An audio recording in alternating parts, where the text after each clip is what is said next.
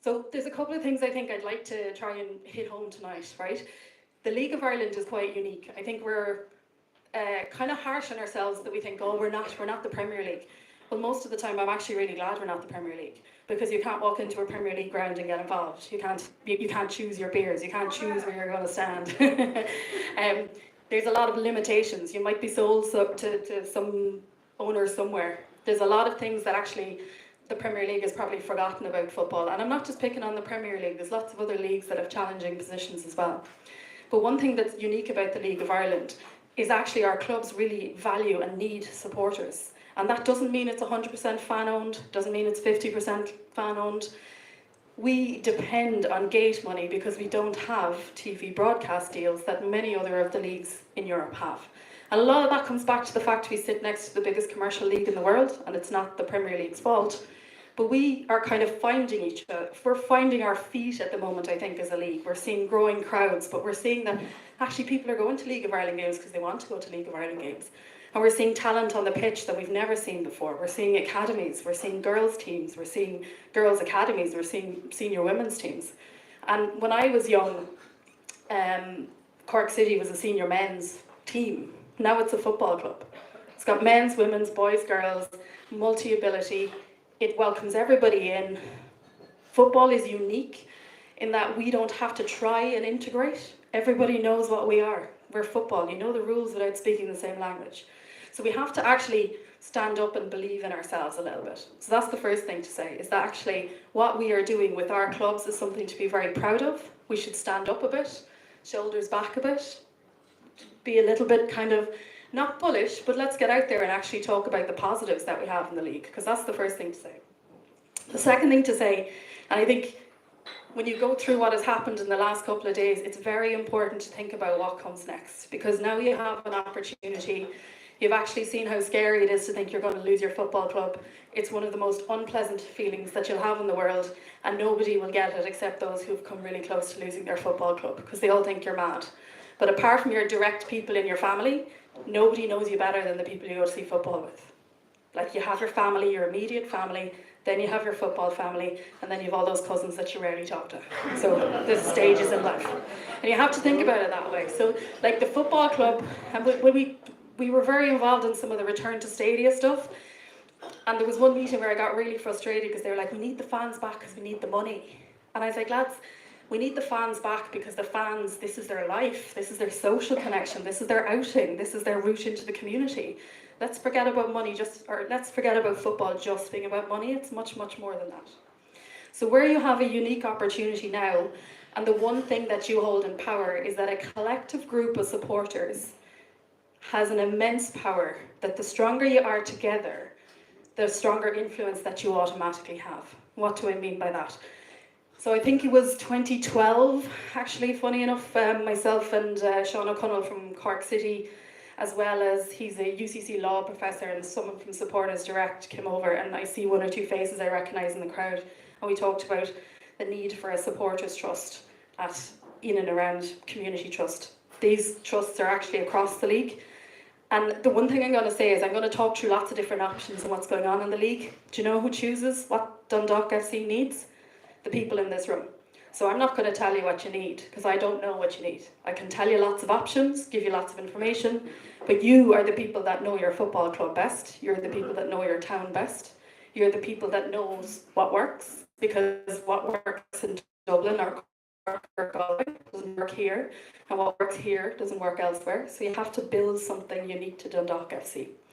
But we have several 100% owned, fan-owned, member-run clubs in the league. So Sligo Rovers, Bohemians, completely 100%, no private investment. Then we have a selection of clubs that are privately owned. That includes my own club now, because we took the democratic decision to sell up as a supporters trust. So we delivered our most successful season ever in football, and then sold to a private person, who's actually a very good person, because we might get relegated, and then we got relegated. So, you have to think about what you're doing. And then we have a really interesting mix, okay? Because you have the likes of Shamrock Rovers that have a private investor 50%, and the members have a 50% stake, and they have strong influence in what they're doing. And what we're seeing more and more is clubs leaning towards this, because the key thing that we see in everything is you need a local connection. You need someone who gets the town. You need someone who understands the town. You need someone that understands Irish football. And I'm not here to be critical of anything that went beforehand, but perhaps one of the situations that we see with any investors coming into any leagues is they actually don't understand what they're getting into. So the first thing you have to do is understand Ireland. Not being funny, we're a bit strange, we do our own things. You then have to understand football, because just because you ran a really successful business doesn't mean you can run a football club.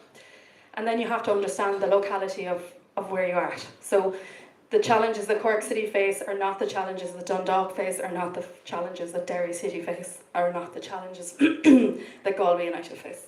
So you actually need that local expertise, and it's very, very specific. I don't see how clubs survive without it. So anyone want to suggest the group and stakeholder that would know the local connection and all the background and the history and the tradition? I'm kind of looking at you all.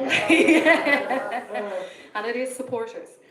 And I think one of the things I'd also like to touch on is just because you want to organise and get behind something and get on the same page does not mean it's hostile to the football club. Some of our most impressive supporters trusts in Europe are people who started out as a fundraising group and then got recognition and an influence, and take some of the Scottish clubs as an example, ended up taking over the whole thing because they established the credibility and the expertise and the knowledge needed. So you can go all the way up that spectrum, but the people in this room will decide how far that spectrum is in terms of what's appropriate for this football club. But if you're united, and that doesn't mean you agree on everything, just to be clear, I've never known a room of Irish people that agree on everything. Well, I suppose we can agree that, it's good we're all here tonight. We'd start there.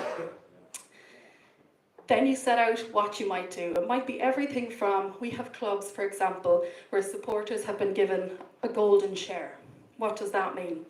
It means the club cannot change the crest, the colours, the playing venue without consulting meaningfully with the fans and having the fans kind of a veto on changes like that. That is one example. We have another example where a supporter rep might be added to the board.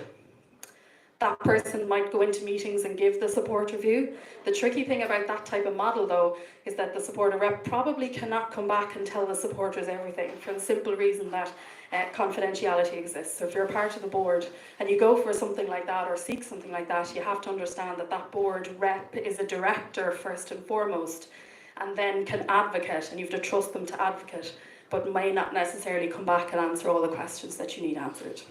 And then there's things like minority stakeholder. But the most important thing to remember is just because you have a sharehold does not mean you have an influence. And just because you don't have a sharehold means it doesn't rule out an influence. So we have supporters trusts and we have clubs in England that have a very small sharehold that entitles them to go to the AGM. But because their influence is so small, the impacts that they make are relatively small. But what they do have is access to documents, access to finances, kind of get the right to be in the room and ask questions, which is not to be sniffed at. It's very important.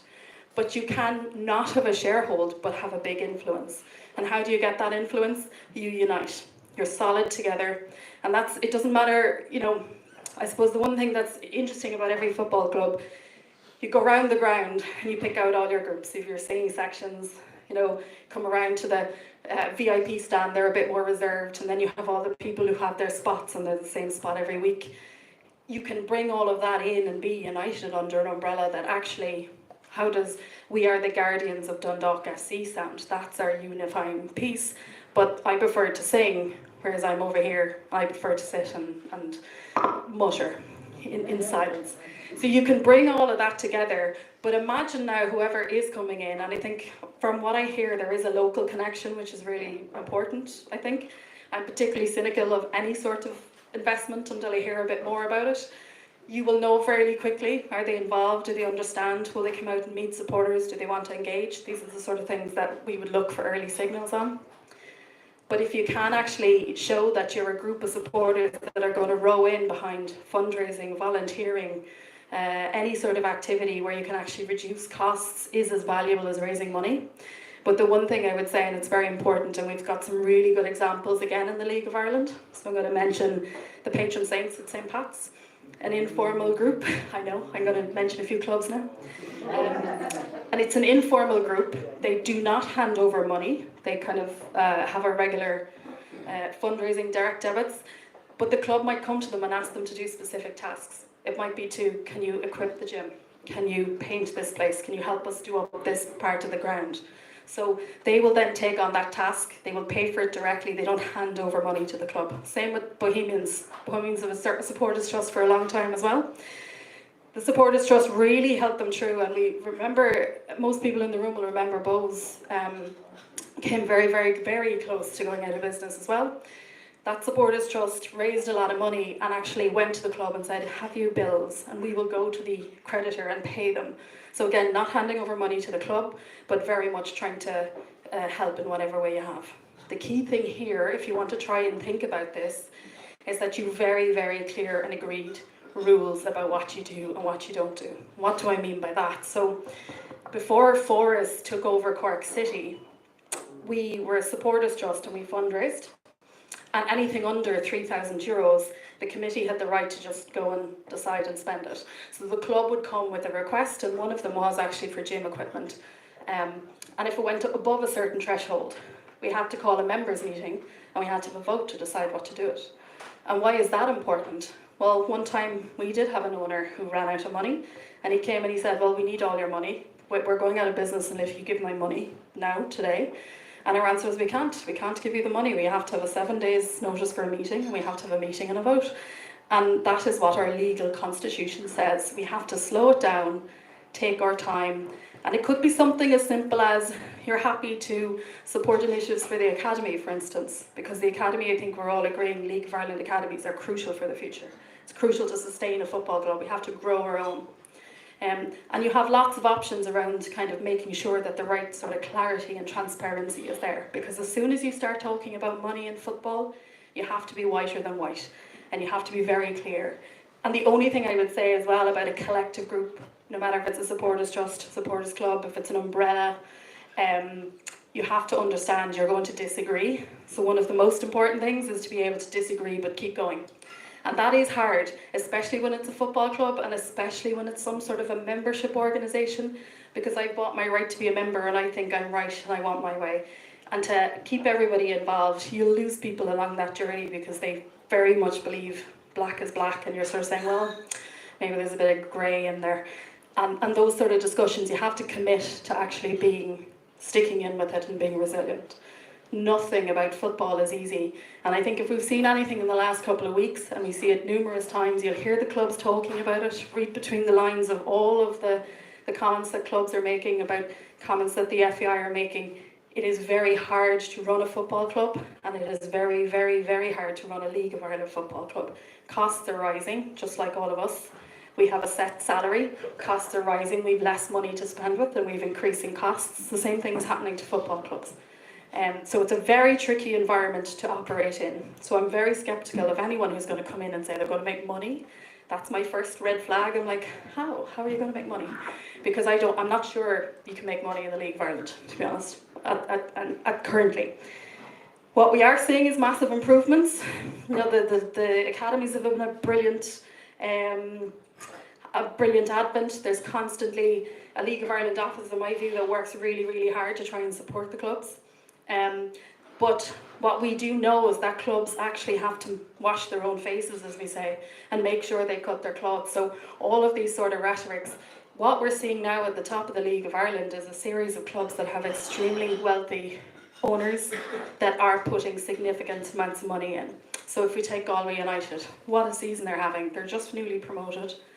They're still a cooperative in legal form, but they have a significant sponsor that is paying a significant amount of money into that football club, and they're kind of just about keeping competitive. So think about that. So whatever comes in, and I don't know anything about who might have come in the investment, realise that patience is key here. The long-term game is key here. And as disappointing as it might be, actually a period of stability for the football club is the priority right now, and getting it on the right track, getting it in a position where in the future it can start thriving again. But right now it's about solidarity. One of the most eye-opening meetings I was ever at was I won't name the club, but they announced kind of horrific financial results, and we were kind of going, we're going to have to be cutting budgets. And then the next question was, are we buying any players? And you were going, lads, like the reality of football, and I hate to say it, when you've seen behind the scenes at a football club and realise how it works, it kind of ruins the fun, to be honest, and you go out and you start counting fines and flares and thinking, oh God. So you have to keep in mind that actually whatever comes next, this is a very, very long journey. So my advice really is a couple of things. Get together, organise, come up with some way that you can keep it together, an umbrella organisation, one organisation. There's absolutely space for singing sections alongside people who have season tickets, alongside families. All of it can come in together. Be very clear about expectations and try and get those down. And I would suggest that together you can actually take on more than you think. So some of our fan groups that we work with around Europe, you'll know the Germans, they have banners and they're upset about everything. But they're highly involved in all their football clubs, so they think their job is to act as a guard dog, a watchdog. Make sure that they're doing the right things. So you can have both. You can have a really positive relationship with your football club, but still go, we don't think that's the right thing to do. And think about the relationship with your football club as a sort of a business or a family relationship. You have to cultivate it, you have to build respect, you have to build trust. You have to really convince whoever's coming in that ye are one of the biggest assets at the football club. And that's the thing that 14 years later I'm still talking about, and I still don't believe that people understand this. Their fans are one of the biggest assets that your football club has. So why do you treat them like shite? Sorry, Mr. Radio guy. Yeah. Why do you keep them outside? Why do you not talk to them? Why do you not tell them what's going on? So there's some very, very easy wins, but how you build that pressure and build that presence is by coming together and being united. The easiest way to do that is to be very clear. It doesn't need to be a formal. I'm not here flogging supporters trust as the only option, but you do need a constitution or a set of rules, and you do need clarity about any sort of financial operations and what it's going. And you do need clarity and agreement about how you engage with the football club. And to stress once again, it's very, very possible to have a positive relationship with your football club and be that watchdog that we see in Germany. So you can come in and say, okay, what would you like us to do? We can volunteer, we can fundraise, as long as we get an invoice and we pay it directly and it's under this amount. And set out what you need. Don't be confident in that as well, because ye are the big asset here. And in my view, when you look around the last, especially yesterday evening, so I was away with work, and I was seeing the pictures of you all outside Oriel Park, and I was actually just getting like semi-emotional, because I know what that pain is, and I've been in rooms where people have lost their football club through absolute disgraceful behaviour by people, intentionally taking a football club away from people. And it's horrendous. It's a real sorrow and a grief. So I would capitalise on what you have now, which is a bit of energy and momentum, and just try and bring it together and understand that actually, I'm going to say it one more time and then I'll maybe take questions or shut up. The biggest asset a football club has are its fans. Recognise that and just make sure that at Dundalk FC they never forget that again.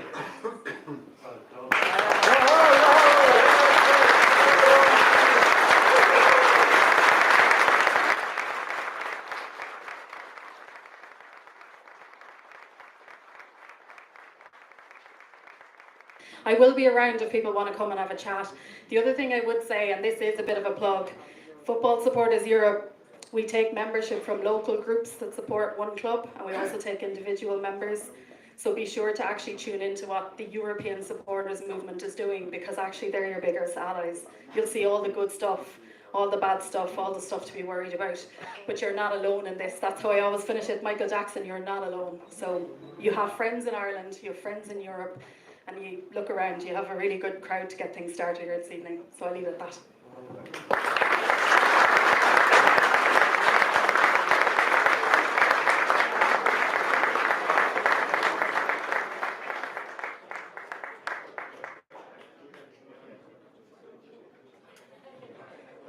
Wow.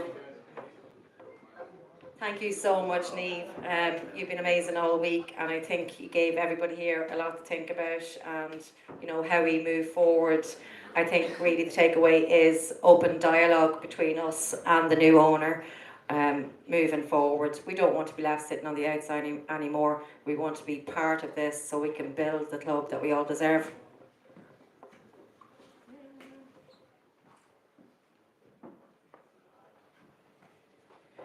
Just to kind of go over a little bit of what we've kind of done over the last week. It has been a long week. Of course, we started the GoFundMe page and the donations came in and it was amazing. It came out on September 10th, and as of 1 p.m. today, you have raised €22,935. Well done, everybody.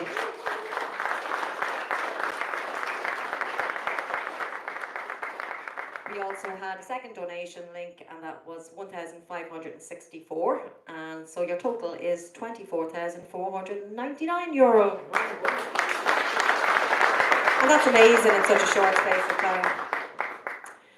Over the week, we kind of determined, we polled everybody to see how they want to spend the money. Under Niamh's advice, it was get your teams to the end of the season. And we looked at the practical ways that we could do that. And so the practical ways were, how do you get a team to their games? It's transport. And with the kids and stuff like that, they need to eat. Some of them are on the road for 12 and 14 hours a day. It's a very long day for some of the fixtures. So we need to kind of make sure they have a bit of pizza or something or whatever on the way home. We'll just show you the ballot results that are there. So it was 65.8% in favour of doing it and 34.2% said no. And I think maybe the no's were probably maybe thinking they didn't want to be paying the bills that they felt someone else should be paying, and I think it was really down to that.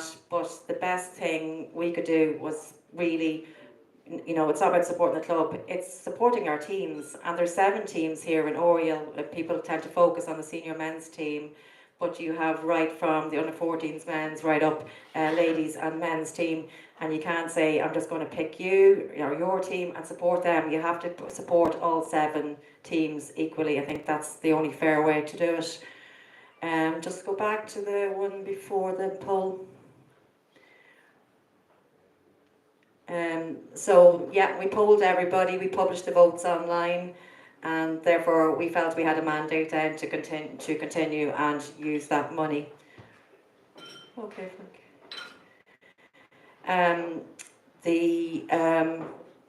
Is there one about how we spent most things?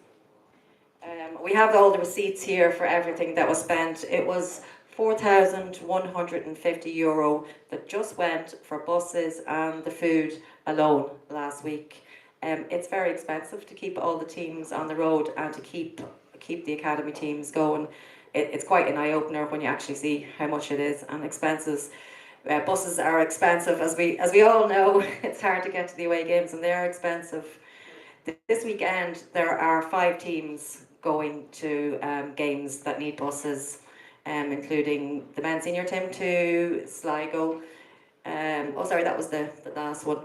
Yeah, 4,160. That was what we paid out at the weekend. Next weekend we have Frank. 5 teams on that are on the go. There's 3 teams actually going to Sligo. There's a bus to Derry as well. What we've really tried to keep down the expenses. So any teams that are going to Dublin fixtures for the academy, the parents will drive them. We've looked at the possibility of team sharing for buses, and that was going to be okay for 2 of the academy teams going to Sligo, but then they changed the fixtures and they're playing in separate places around Sligo now with a large gap between both of them. Most of my day today was running around seeing where we were needed this weekend. So buses, food, what do you need, lads? We did talk to Peter today before the news broke this evening. I asked to be invoiced. We won't pay anything to the club directly. We will only go and pay the suppliers directly. So I walked out to Akraturas last week, had a chat with them, put the money directly in their hands. I think that's, as Niamh said, that's the best way to do it. You need to keep yourself separate. and you need to make sure that the money is going where it's supposed to be going, and you can only do that if you put the money directly into the hands of the person. And you need to make sure that the money is going where it's supposed to be going, and you can only do that if you put the money directly into the hands of the person that's supposed to. I think that's just good governance for us important stuff. So that was the expense report that we just did up for last week. To be invoiced for the buses and food for the teams. I haven't got a clear direction from anybody if our money is required for this weekend. So that'll be something we have to clear up tomorrow. But it would be well above the €4,000. But I'm not going to put money, if there's people there to pay these things, I'm not going to waste all the money that you've put into fundraisers where it doesn't need to be. So it's only as absolutely direly needed that we'll put any money across, because we can keep that money now for all the other things that we want to see in Oriel Park, and go into a room and talk with the new owners and see how we can work together and be part of the framework for the future of this club. And I just really want to get the best value possible for all your hard money that you've been putting into the GoFundMe, and to make that go as far as possible and get the maximum for it. So in conclusion, we're taking Neve's advice. I think you can hear she's definitely an expert in these matters. I think some sort of participation agreement at the very least with the new owners, with clear dialogue and transparency is the way forward for us as fans, and to properly build a successful club here in Dundalk. I don't think anybody can do it on their own. We all need each other. They need us as much as we need them right now. Decisions will be made for the fans, by the fans. Let's build this club back up and give ourselves a Dundalk that we truly deserve.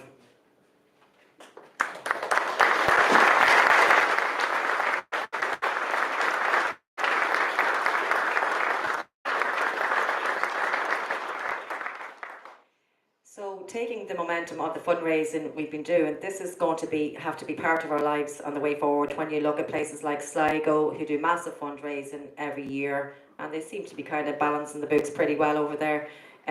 We need to have that same ethos. We don't get to sit back anymore and go, great, a sugar daddy has come in here, the thing is saved. It's not. We all have to be part of this solution. So I think, the hard work starts here. And with that in mind, I'd like you to open up the floor for anybody who has any fundraising ideas tonight. We're here to listen to you, to represent you, and to do what you want us to do. So people have been throwing fundraising ideas. Lorraine is here. She's going to take note of any ideas you have. We need to keep going with this and take numbers, and we'll sit and talk to whoever wants to talk to us and work with you. It's not a matter of the 1903 or, Shedside Army or I've been going run out to fundraise. There's only a small group of us, people have full-time jobs. It was a tough week for everybody. We need, you guys to pick up the mantle and say, I'm going to do this, I'm going to do that, and we'll row in behind you, and let's all work together. So if anyone has any fundraising ideas, they can put up their hand. Don't you? Will this work out here? Will it start squealing?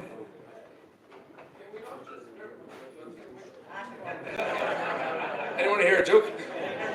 Yeah, can we not just mirror what Sligo are doing with that 500 club, but introduce maybe a tiered system? So if you can't afford the tenner a week, it could be a £5 a week, or whatever you can afford, but a bit of a tiered system. So then, who can afford a tenner a week, you're in the 500 club, and you go to local businesses that sponsor the club.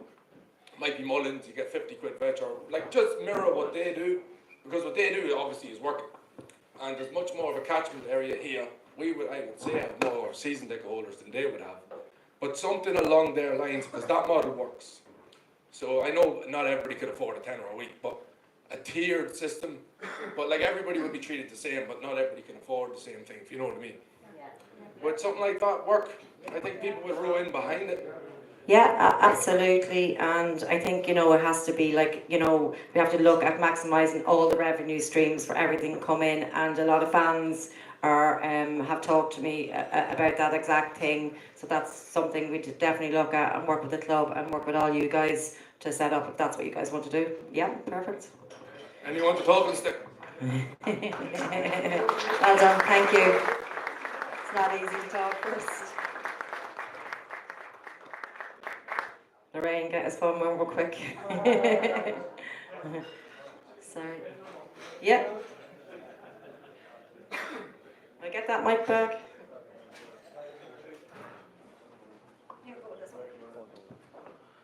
There he is. To be honest, it's not really a bit of a fundraising kind of idea or anything out there, but I think we all as fans kind of need to acknowledge everything that the 1903 and Orla have done. I know myself personally.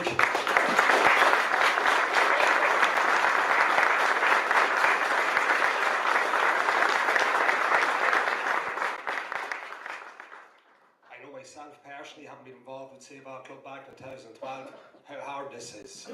You put your life on hold for a few weeks, it's stressful, it's not easy, so fair play to them, money for them, money for everyone, fundraising that there. We wouldn't have been at that game last week, it is. And that's the simple reality of it, that is, and it's not easy, it's not. And one final thing is, we've still have a tough couple of weeks ahead of us. We need to get behind this team, we need to be up here supporting Oriel. And what we also need to make sure that we need to do as fans, we need to make sure that no one individual is ever going to decide whether our club survives or dies, because this is our club, not theirs.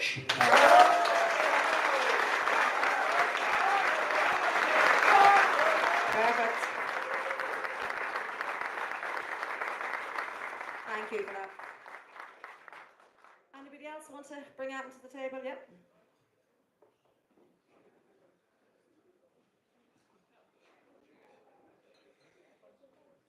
Good evening, folks. Something similar to the first speaker's idea. I'll just run through it real quick. It's a big dialogue, but I'll keep it short tonight, and I'll give the whole lot to 1903 to run forward and maybe post it online later this evening or through the weekend. Support Dundalk FC and win big. Dear Dundalk FC family, our beloved Dundalk FC has a rich history, passionate supporters and a tradition of experience on the pitch. However, as you know, maintaining this level of success requires more than just dedication from the players and staff. It requires a collective effort from everyone who bleeds black and white. To continue our journey and ensure a bright future for our club, we are launching, I hope that we will launch an exciting initiative that gives you the chance to make a real difference and win incredible prizes along the way.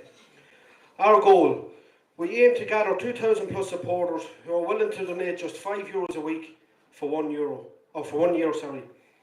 Your contribution will provide vital funds needed to strengthen our squad, improve facilities and keep our club competing at the highest level. What's in it for you? As a thank you for your incredible support, every donor would automatically be entered into a live draw for a chance to win up to 70,000 in cash prizes. Here's what's up for grabs should we meet our goals. Top prize, 30,000. Second prize, 10,000. Third and fourth prize, 5,000 each. 5 additional prizes of €2,000. 5 additional prizes of €1,000. 10 additional prizes of €500. If the club decides to participate, they could offer a monthly draw where the club provides 1 ground season ticket, maybe a jersey or other merchandise each month. The ground tickets could be upgraded to a stand ticket, with the winner responsible for covering any of the price difference. Why your support matters. Every €5 weekly donation will directly contribute to the future successes of Dundalk FC, whether securing key signings, enhancing our youth academy or upgrading our stadium facilities. Your support will make a tangible impact on our club's success. How to get involved? Well, getting involved is simple. Sign up today and commit a €5 weekly donation for 1 year. It's a small sacrifice that will have a massive impact on the future of our club. Plus, with such amazing prizes on offer, it's a win-win for everybody. There's no limit on how many times you can enter, so if you have the funds, you can buy in 2 and 3 times and pay 15 quid a week. Together we are Dundalk. This is more than just a fundraiser, it's a call to arms. Let's unite now and show that when it comes to Dundalk FC, our passion knows no bounds. With your help, we can keep the spirit of Dundalk FC alive and kicking for generations to come. Let's make history together. Sign up and be part of something special. Dundalk FC needs you. Let's rise to the occasion and achieve greatness both on and off the pitch. One-off payment of €260 per year should give you 5 entries to all draws. 4 quarterly payments of €65 gives you 3 entries to all draws, and then your €5 weekly payments will give you 1 entry to all draws. Anybody can enter, fans or not. This needs pumped out on all League of Ireland pages, including Dundalk Football Club's websites and social media platforms. Thank you very much. Well done. I think you've sold that idea very, very well, amazing, and you put a lot of work into it. Thank you, appreciate that. That's definitely something. Jerry. Just want to reiterate what other people have said there about the great work that Orla and the rest of the 1903 have done. It's a difficult, as a previous stand-in chairman, I know it's a thankless job, especially when you're dependent on a very limited feed of information from the club on occasion. And I just want to point out something and make it very clear that the 1903 did approach previous owners in relation to a fan involvement. We approached them in writing and verbally on a number of occasions. We didn't get any comeback. So just want to make that clear. It was a bit vague on certain podcasts and stuff over the last week or so. So the offer was there and the intention was there, but owners didn't seem to want to engage for whatever reason. So it's difficult, I know, and it's hopefully now we're at a point where everybody has been in a mighty scare over the last week. We thought we were dead, and here we are, hopefully alive, hopefully kicking. Now, as Orla said, the hard work's only starting. We have to keep this will, we have to keep this intention going. People are going to have to put their hands in their pockets, as Pod said, and his model is a very good one, worth looking at. But it's only one of maybe half a dozen other types of models that could be out there. I had my own, which could be based on a slightly different vote worth €250 per euro. You get 2 votes for 500, 4 for 1,000, whatever. And maybe a sort of a carrot approach that if you get to make you try and get to reach that 1,000 contribution and a commitment for 5 years, something like that. Maybe pie in the sky, but I think all of these models need to be looked at. The main thing we need is an owner who is willing to be open to this. And I'm not sure if the new owner or owners is, available to talk to us on that basis. But I think there's a goodwill out there at the minute. There's an intention out there among fans, and we, as Aidan said, we don't want to let this happen again. We don't want to ever be in this boat where we're panicking, waiting on one man's decision to go to liquidate or go to whatever. So we need to show that there is a platform for fans out there, that we can put in a reasonably decent figure every year. No point just doing it from now to the end of the season. No point just doing it even next season. There needs to be a commitment there, a long-term commitment. And obviously people's lifestyles and their lives change. You lose your job, kids go to college, whatever, and you may not always be able to afford that, but new people might come on board. Eventually the kid that goes to college has a job and he wants to join up and he wants to contribute.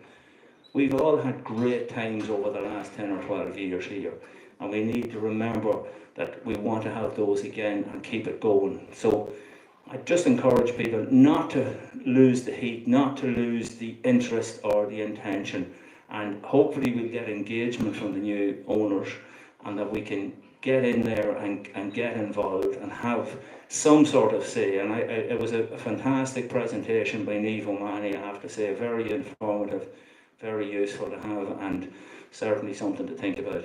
So, look, if anyone has anything else to take away from tonight, don't let the heat die out. Don't let the intention go when, this is all okay in a week. Sure, everything's grand, we're surviving, we're going to keep going, we'll be in the first division, whatever.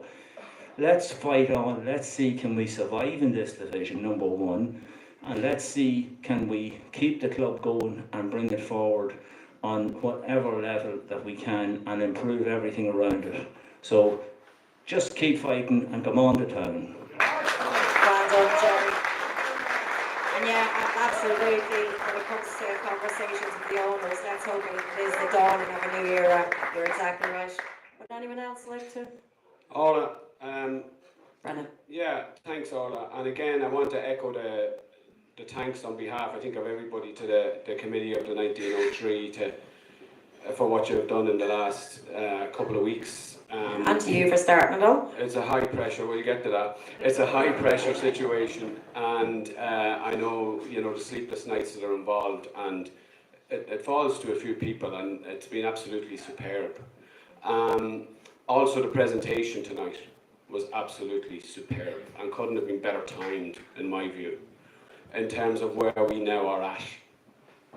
And we're standing in this bar, this place, where Tom McNulty Sr., Barlow Rafferty, and an old fella called Bobby Ogle used to sell take-your-pick tickets in the 1980s to keep the club going.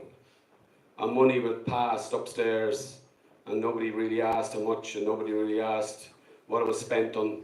But cups and leagues and European nights came, and crises came as well.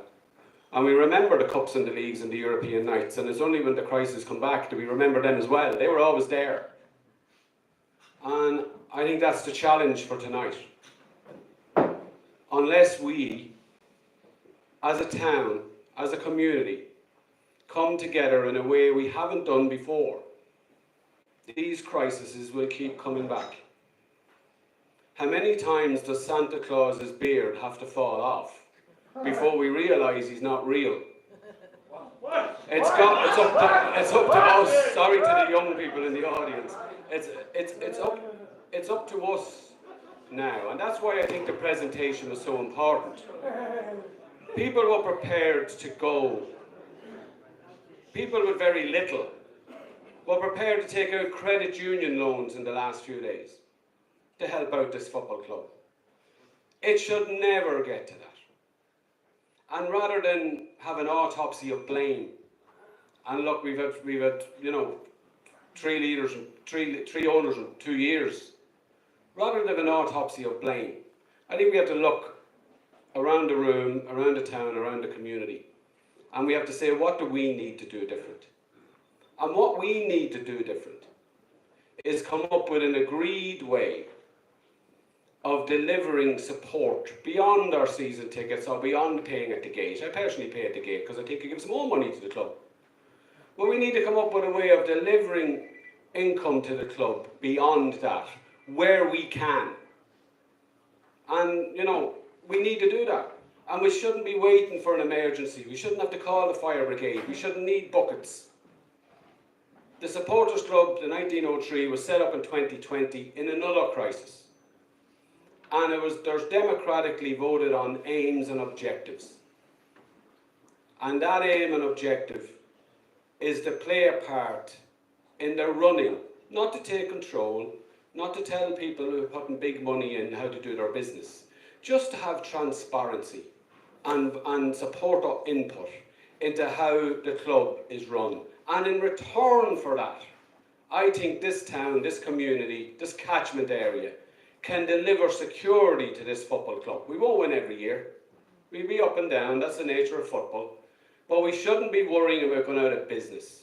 And we shouldn't need to turn up outside worrying about, as somebody that we don't even know, and I'm not blaming anybody, there's lots of people to blame, including all of us. they could pull the plug overnight.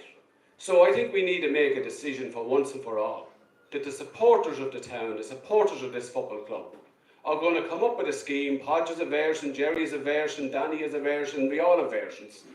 But we need to agree in principle that we're going to come up with a way of delivering an ongoing, sustained revenue stream to this football club.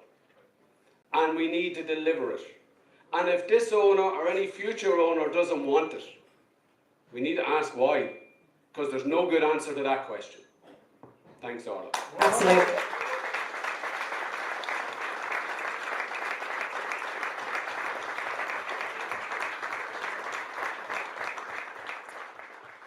I suppose the next best steps are engage with the new owners, talk to them, and put everything you have said in this room tonight to him and say, we want to be part of the solution and the building of this club. And then let's set some fundraising initiatives to start doing that. So if I think everyone, Jay, go ahead. Just ironic because our guest speaker touched on it about Vitesse Arnhem. I genuinely think it wouldn't be a bad idea just to raise funds if the fans of the club can organise a final between Dundalk and Vitesse Arnhem, because when they were going through their difficulties, we had been. And for anyone who knows, over the last couple of days, we're getting an awful lot of donations from fellas with Dutch sounding names, so I'm guessing they helped us. So it might be a bad idea in the future.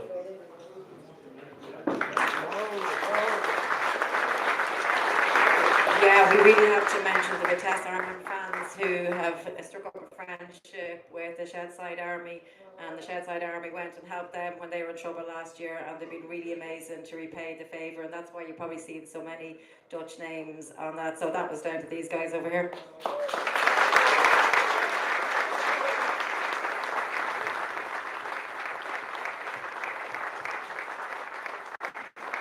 Kieran at the back, is it? Yeah, I just want to echo what some people said earlier about thanking 1903, not just for the last few weeks, but the last 2 years. You just put in a Trojan effort the last 2 weeks, and it's like well acknowledged there. We've spoke a good bit about fundraising, but like, what are the goals? Is it just to keep the lights on, or is it actually to start bringing money in and generating money? We have an amazing asset sitting over there, idle, Youth Development Centre. If we had a goal here, right, we are going to get that up to scratch, and we start raising money, I think it's a lot easier for people to put their hand in their pocket and say, right, there's 20 quid, there's 30 quid, there's 50 quid, or whatever. We start getting, there's a goal there to actually raise a certain amount of money, there's a target, and it's not just a weekly subscription just to keep the lights on, for heat or gas or food or whatever it is, like that. It seems it just disappears, it's gone next season. We have an opportunity here that we can actually have something there that's going to generate money and bring money in for the next 5, 10, 15 years, and something I think we should look at. Thank you, Karen.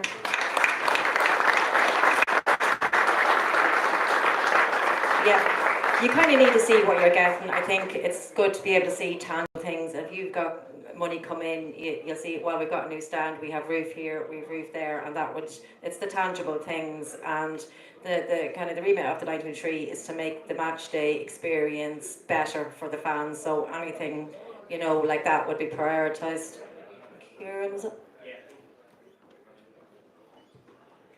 Look, just to touch on that, on what's just been said there, we know that there is current issues in relation to the YDC, in relation to fire safety compliance and stuff like that. So that is something that the club needs to look into. And in relation to that, there is grants and schemes from the Louth County Council and at a national level that part of the, as we are a community football entity, we will be able to apply for certain grants that cover that. And I know this from experience from dealing with my GA club in recent weeks, we've applied. But one of the stipulations and the competencies on one of those grants is that it gives you funding to bring up a community centre to fire code. So that's something that we need to look at. You know, if we are going to use that as an asset, we have to make sure that everything is in place for it. And if there are people involved in 1903 or in Dundalk Football Club that either have experience with working with the council, engineers or anything like that, we need to utilise those people now. And we need to make sure that they're involved in the process so that if we are applying for anything or if we're going to put forward ideas for for sake of argument, Bohemians have the mono stand. If we're looking to build something of that ilk, then we need to make sure that there are people involved in the football club that can help us realise that. And it's all very good raising the money, but it's getting the concrete plans together, pardon the pun, but like getting the plans together to make sure that if we are going to push something forward to the football club that we as supporters are going to be able to monetise and raise funds for, we need to make sure we have all of just our ducks in a row. But there is so much talent, not only in this room, but in this town that would be willing to help out. It's about reaching out to those people and making sure that we have them on side with us. Thank you, Kieran.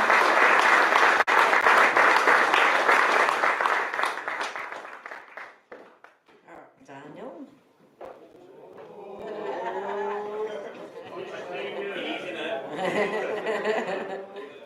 Yeah, no, look, just a point about, obviously we all know that this is a massive wake-up call now for us, and I think the 1903, of course, as everyone knows, have done massive work in the last week or so, and all is sleeping for 5 hours and waking up, and the other 19 are straight devoted to the football club. But I think next year we need more than that, and I think you're talking the 1903, the Shedside Army, the Tie Rap Gang do good work with fundraising, but I think we need to be looking at a collective for next year. We all need to be together, whether you have 2 or 3 from each group that's going to be nominated to another board, and then go on, maybe 1 from that to go to the club board. But we all have to be together here, and there's too much, I think there's too much silence from each group. There's negative thoughts about each group, but it's clear after all this week, we all have to be rolling in the one direction. And whether it is a board, it has to be, right, I'm going to use an example of the 1903. I believe Orla, is it €25 a year? 24. Only 24. Even better. But I think next year we're going to have to be talking bigger numbers than that when you come to see what's happening in the last week or so, and we don't have the money to be talking, say, for example, our current or our previous owner now, out of it. It's going to have to be bigger sums of money, monthly, as someone said at the very start, whether it's tiered payments, weekly, monthly payments. We're going to have to dig into our pockets, and we're going to have to be putting proper sums of money to the board next year, and that's when they'll finally listen to us and they'll communicate. We have to do our bit of it if we want the club to listen to us and come back to us. Thank you, Daniel.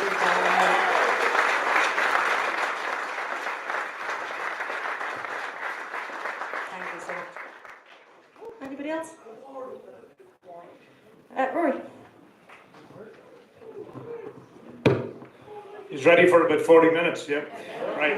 No, well, like, first of all, it's already been said, so I'll probably just repeat it now. No, look, I think everyone's seen the goodwill in this town and in its hinterland in relation to this club, and I think there's been absolutely excellent work done by a huge amount of people in the work, and particularly Orla and the 1903, so just an absolute round of applause. It was absolutely brilliant.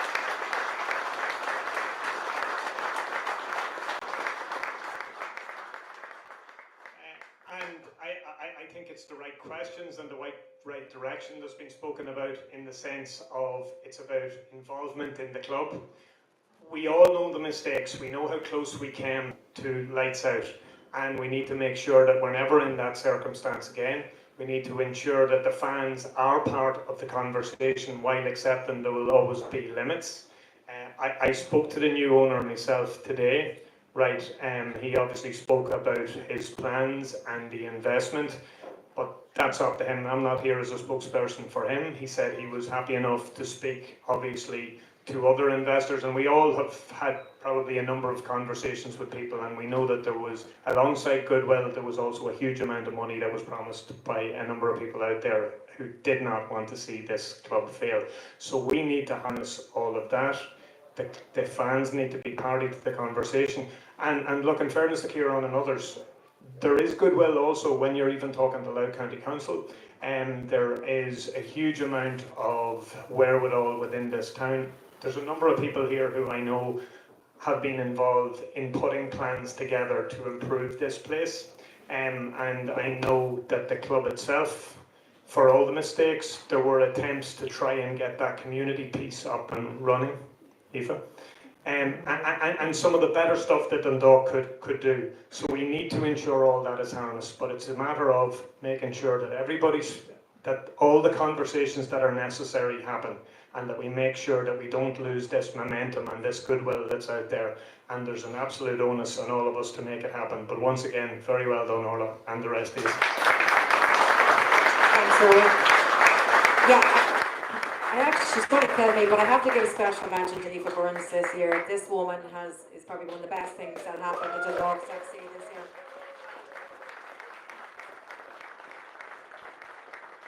She's been amazing, and for the first time coming up to Oriel, there was someone there that was listening, and someone there that wanted to really properly work with us and really put this club back at the heart of the community we may have been missing for a little while. She is an absolute rock star.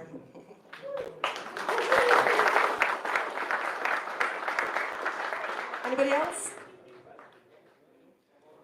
I think that's us for this evening. Thank you so much. It's brilliant. I'm so delighted that you all came out to just to listen and to get the information and share your thoughts. We'll do.